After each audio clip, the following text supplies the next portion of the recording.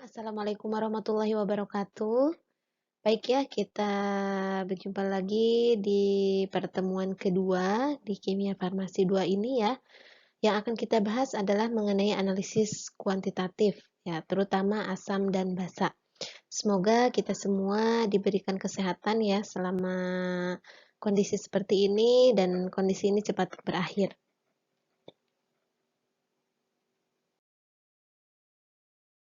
Nah, kita review sebelumnya bahwa di dalam analisis suatu senyawa obat itu bisa melalui beberapa metode ya. Awalnya yang pertama kita dulu di kimia farmasi 1 yaitu secara kualitatif. Nah, sekarang kita lanjutannya adalah di kuantitatif. Nah, dengan serangkaian analisis ini, nah itu kita bisa menganalisis nanti senyawa suatu obat, terutama nanti terhadap kadar atau konsentrasinya ya. Nah, yang dibahas di kimia farmasi 2 ini yaitu analisis kuantitatif ya. Nah, di sini yang sering kita temui untuk analisis kuantitatif ini ada beberapa metode ya. Yang pertama yaitu volumetri, yaitu secara konvensional ataupun ada dengan kromatografi atau KLT, ada juga dengan spektrofotometri dan juga dengan HPLC ya. Baik, kita mulai untuk yang titrasi asam basa. Nah, ini adalah sebetulnya review dari yang kimia dasar, mata kuliah kimia dasar semester lalu, bahwa titrasi asam basa itu prinsipnya adalah dari reaksi penetralan atau netralisasi ya. Nah, tujuannya untuk apa? Untuk menentukan konsentrasi atau kadar suatu sampel, baik itu nanti sifat dari larutan asam ataupun dari basa ya. Nah, di dalam titrasi asam basa kita kenal beberapa istilah ya. Ini akan selalu kita ingat. Yang pertama ada titik ekivalen. Titik ekivalen itu di mana pH saat asam dan basa itu tepat habis bereaksi ya. Jadi nanti apakah dia asam ataupun basa, dia akan bereaksi karena tadi prinsip neutralisasi, jadi asam dan basa dia akan bereaksi. Nah, itu dikatakan dengan titik ekivalen. Nah, ada juga titik akhir titrasi. Nah, titik akhir titrasi itu pada saat pH indikator berubah warna. Nah, pada titik akhir titrasi ini kita hentikan titrasinya ya. Kita stop ya. Nah, bila dia ada terjadi perubahan, baik warna, ya kalau di titrasi asam basa itu perubahannya warna, ya. Nah, sehingga kita sedekat mungkin untuk menentukan titik ekivalen, titik akhir ya. Jadi titik ekivalen dan titik akhir titrasi itu sedekat mungkin. Jangan sampai nanti ada, makanya kalau dia warnanya terlalu pekat, berarti dia itu masih melebihi atau lebih jauh dari titik ekivalennya ya, seperti itu. Dan indikator yang sering kita gunakan adalah penoptalin atau PP dan metilen blue atau metilen merah ya. Di dalam titrasi asam basa kita mengenal dengan kurva titrasi ya. Kurva titrasi ini ada asam kuat dengan basa kuat, ada asam lemah dengan basa kuat, ada basa lemah dengan asam kuat ya. Nah, di dalam titrasi asam basa ya harus memenuhi syarat-syarat reaksinya ya, harus dipenuhi persyaratan-persyaratannya. Nah, yang pertama itu reaksinya tadi harus berlangsung cepat. Makanya kenapa reaksi tadi kurva yang hanya asam kuat basa lemah, asam kuat dengan basa kuat atau basa kuat dengan asam lemah, tapi tidak basa lemah atau tidak basa lemah dengan asam lemah. Karena yang sifatnya tadi asam lemah dan basa lemah, dia itu reaksinya adalah lambat. Nah, makanya dia tidak ada untuk titrasi, kurva titrasinya. Nah, tadi syaratnya itu tadi harus berlangsung cepat. Kemudian reaksinya juga harus sederhana dan dapat dinyatakan dengan persamaan reaksi tentunya ya. Kemudian harus ada perubahan yang terlihat saat ekivalen tercapai ya, baik secara fisik maupun kimia. Nah, itu ya tadi udah dijelaskan. Kemudian juga harus ada indikator. Ini jangan sampai lupa. Pada saat kita mau titrasi, indikatornya tidak kita tambahkan, otomatis tidak akan terjadi perubahan ya, seperti itu. Nah, tadi di indikator itu tadi kan untuk mengetahui kapan titran itu dia harus dihentikan sehingga harus menggunakan indikator yang tepat ya, agar tadi terjadi perubahan warna yang akan menentukan titik akhir itu terjadi ya. Nah, di dalam titik titrasi, dalam titik akhir titrasi itu indikator akan berubah ya. Dan idealnya titik akhir itu tadi sedekat mungkin dengan titik ekuivalensi, lebih lebih ini ya, lebih jadi setipis mungkin lah gitu ya. Nah, contohnya misalkan ini di gambar ada warna yang masih bening ya. Nah, itu belum. Jadi kalau pasti tetes ada warna, tapi dia pasti kocok lagi berubah, itu belum titik akhir ya. Jadi masih ada reaksi berarti. Nah, kalau misalkan titik ekivalen itu dia ada mulai warnanya tuh. Kalau dilihat warna ini kelihatan banget ya. Ini yang agak pinknya muda atau agak putih, kemudian muda, kemudian agak lebih tua. Nah, itu yang warnanya lebih, yang sebelah kanan itu lebih warnanya lebih pekat. Nah, itu tidak lebih, jadi dia tidak dekat ya, jadi dia jauh. Nah, itu tidak ideal ya sebetulnya. Yang ideal itu yang tengah-tengah. Jadi antara ekivalen dan titik akhir itu dekat sekali gitu ya. Jadi tapi dia pas perubahan warna, warnanya itu tetap konsisten, tidak berubah. Kalau misalkan dia ditetes tadi satu tetes digoyang lagi tidak berubah, berarti dia udah konsisten ya. Nah, ini indikator yang sering digunakan dalam titrasi asam basa. Tadi contoh-contohnya, tapi ini ada trayeknya dan juga warna yang terjadi pada saat asam ataupun basa ya. Ada metil jingga, ada metil merah, ada timol blue, ada fenolphthalein ya. Nah, ini alat-alat yang kita gunakan dalam titrasi, jangan lupa karena kita sifatnya kuantitatif, kita harus menggunakan alat pun yang sesuai ya. Tidak boleh sembarangan atau asal-asalan ya tentunya. Dalam titrasi, alat yang sering kita gunakan adalah namanya buret, ada static clamp ya untuk menopang buret itu sendiri. Kemudian yang kita pakai untuk titrasi atau sebagai untuk tempat analitnya adalah pakainya Erlenmeyer ya. Kenapa boleh nggak Bu sih pakai gelas kimia? Boleh saja, cuma nanti karena kita kuantitatif, jadi pas saat nanti goyang kalau pakai gelas kimia itu bisa belepotan kemana-mana. Akhirnya itu kan akan mempengaruhi terhadap kadar. Makanya kita menggunakan Erlenmeyer yang mulutnya kecil, seperti itu ya. Kemudian untuk mengambil atau mau mengukur volumenya, itu kita menggunakan pipet volume ya, tidak menggunakan pipet tetes atau menggunakan gelas ukur ya. Jadi kita menggunakan pipet volume dan caranya pun harus jelas. Nah, untuk konsentrasi nanti untuk pembuatan reagen kita gunakannya adalah labu ukur ya. Jangan asal-asal. Pokoknya ini nanti konsentrasinya harus diketahui ya. Seperti itu. Nah, ini bahan-bahan dalam titrasi asam basa. Tentunya kita akan ada urutan standar, adalah sampel, ada indikator ya gitu. Kemudian prosesnya tadi ada buret, kemudian ada Erlenmeyer nanti ya untuk lebih jelasnya. Nah, ini secara keseluruhan di dalam proses titrasi itu nanti ada pentiter yang disimpan di dalam buret, ada nanti analit yang disimpan tadi di Erlenmeyer ya seperti itu. Nah, untuk perhitungannya ada rumusnya di dalam penentuan kadarnya. Nah, mungkin yang dulu kita telah bahas bahwa untuk menentukan kadar dari asam atau basa itu yang dikenal dari nanti ada A mol asam sama dengan B mol basa. Nah, itu A-nya itu adalah valensi dari asam, B-nya adalah valensi dari basa. Ya, ini perlu kita selalu ingat ya. Nah, dari rumus ini kita turunkan ya. Dari valensi asam karena mol itu bisa diturunkan jadi massa ya dari asamnya itu dikali dengan volume dari nanti yang dari asamnya. Nah, sama dari B-nya juga dari valensi basa kita pakai dan juga nanti MB kali VB ya. Nah, dari yang rumus A kali MA kali VA sama dengan B kali MB kali VB, kita turunkan juga. Karena nanti bisa dari mol itu kan sama dengan gram per mR, ya. Sehingga nanti valensi dari asam dikalikan gram per mol, mR dari asam sama dengan B gram atau massa ya dibagi dengan mR dari basanya. Ini kita contohkan salah satu untuk perhitungan ya. Contoh, larutan H2SO4 sebanyak 20 mili, nah itu belum diketahui konsentrasinya. Kemudian kita titrasi dengan larutan NaOH 0,1 M dengan indikator fenolphthalein.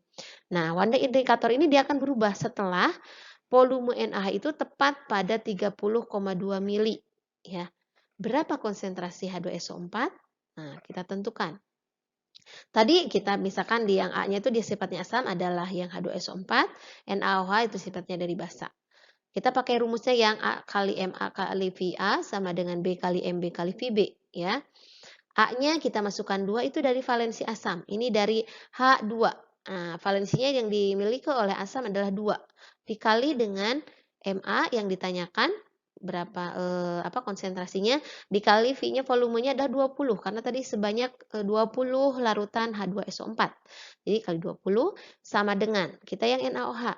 B-nya karena OH-nya dia dimiliki dari basanya valensinya adalah 1, maka kita tulis 1 dikali konsentrasinya tadi NaOH-nya 0,1 molar. Jadi 0 kali 0,1 dikali dengan volumenya. Tadi pada saat titik akhir berubah NaOH-nya sebanyak 30,2. Kita masukkan ya.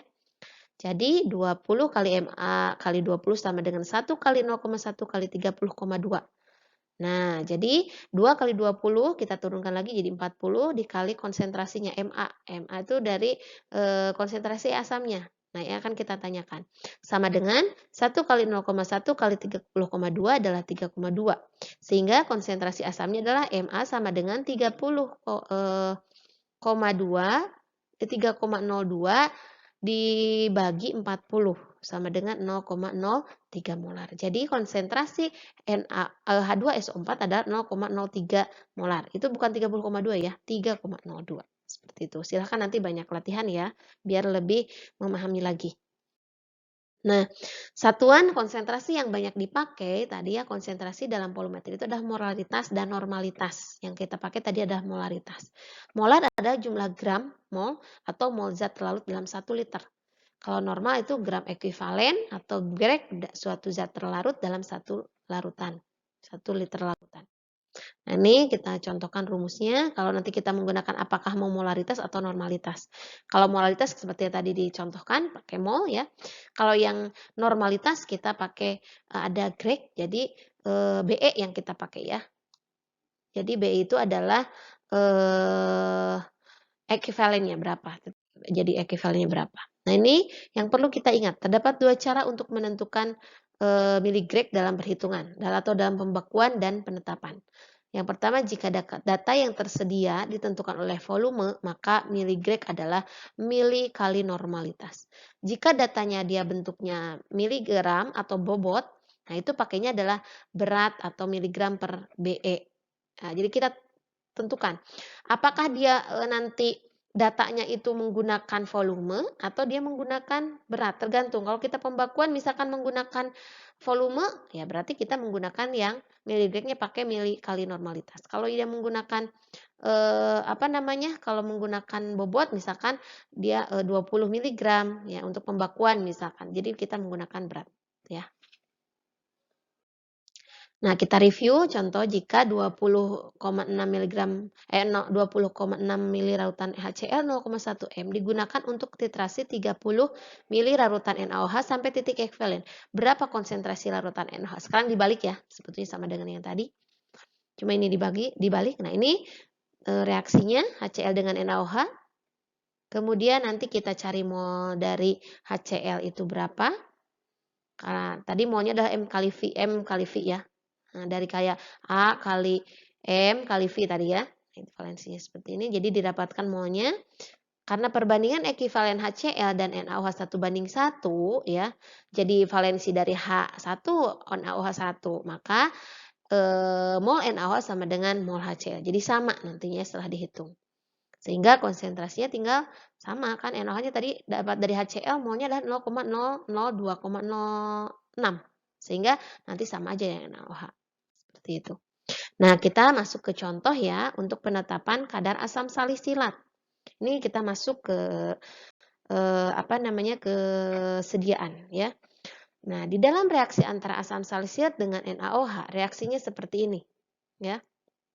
Nanti ini asam salisilat direaksi dengan NaOH nanti didapatkan adalah natrium salisilat. Nah, itu yang nanti bisa dititrasi nantinya ya.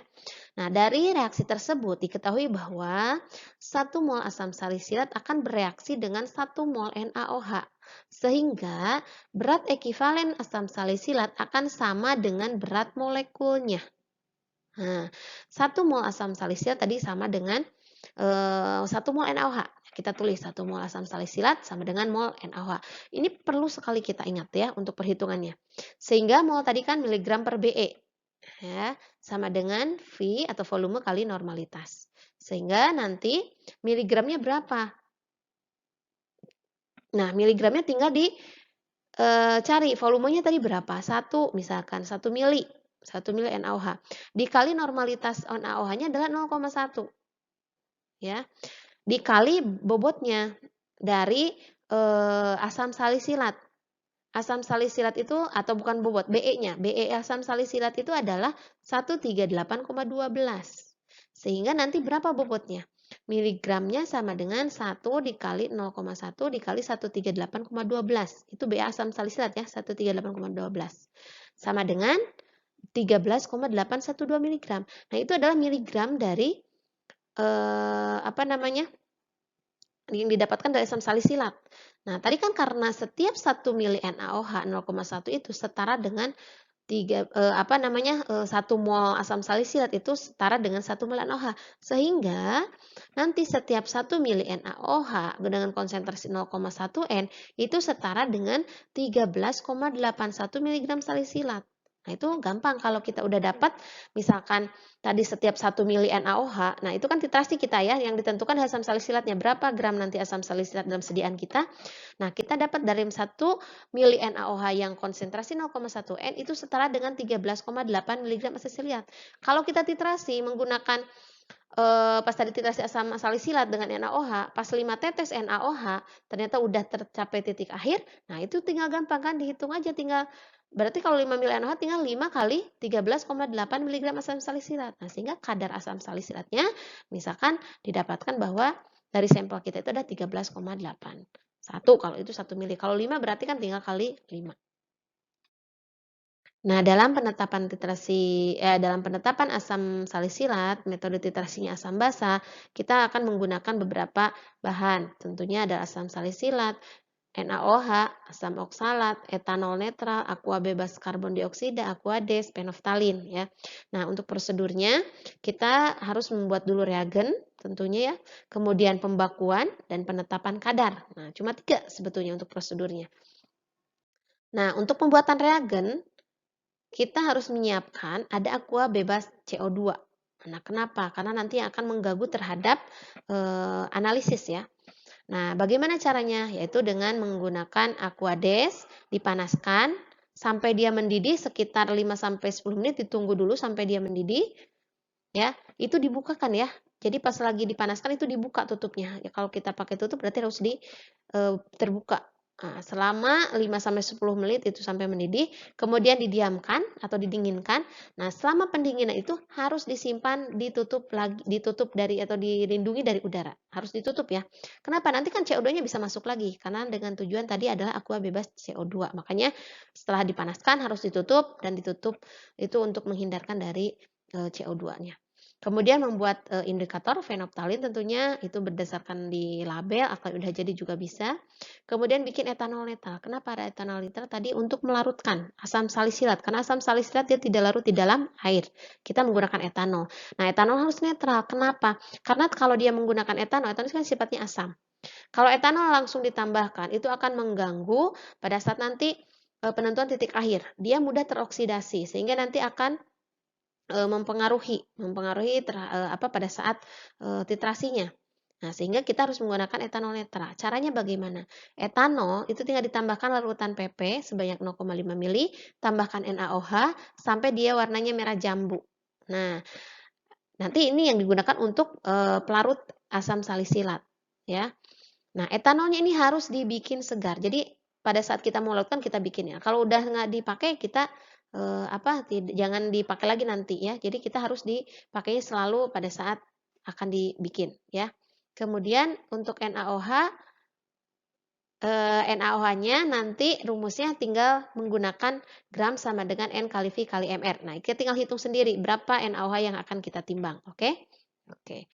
Kemudian untuk pembakuan NaOH kita menggunakan asam oksalat ya dengan indikator penoftalin sama untuk metode titrasinya ya. Nah, kita pembakuannya dengan NaOH. Kemudian untuk penentuan kadarnya, yang pertama kita harus larutkan dulu asam salisilatnya dengan tadi etanol netral. Kemudian kita baru titrasi dengan NaOH sehingga nanti didapatkan tentunya dengan ada penoptalin juga ya, jangan lupa indikator. Setelah itu nanti akan didapatkanlah berapa volume NaOH untuk menentukan tadi kadar asam salisilatnya. Kemudian kita hitung kadarnya seperti itu. Baik, nanti kalau ada pertanyaan silahkan nanti di forum boleh. Terima kasih atas perhatiannya. Billahi taufiq wal hidayah. Wassalamualaikum warahmatullahi wabarakatuh.